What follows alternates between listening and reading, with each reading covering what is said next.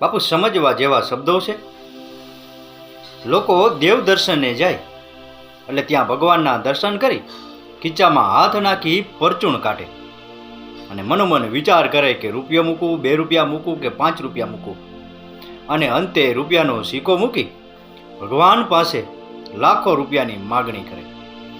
અને એનો એ જ માણસ જ્યારે મેડિકલે જાય ત્યારે મેડિકલ વાળાને લાંબુ ફરફરિયું આપે અને મેડિકલ વાળો ખોબો એક ગોળીઓ આપે અને બમણા પૈસા લઈ લે.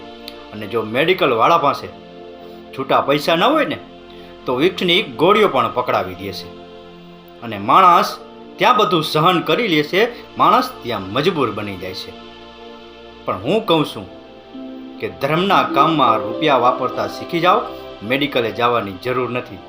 ગાય કૂતરાનો ભાગ કાઢતા શીખી જાઓ, મેડિકલે જવાની જરૂર નથી. બહેન ભાણજને રાજી રાખતા શીખી જાઓ, મેડિકલ જવાની જરૂર નથી. બાકી આ તો કર્મની ગતિ છે અને ભોગવ્યા વિના પણ છૂટકો જ નથી. રાકેશ ગીરીના આ શબ્દો સમજાઈને વંદન. આપનો દિવસ શુભ રહે. મહાદેવ હર.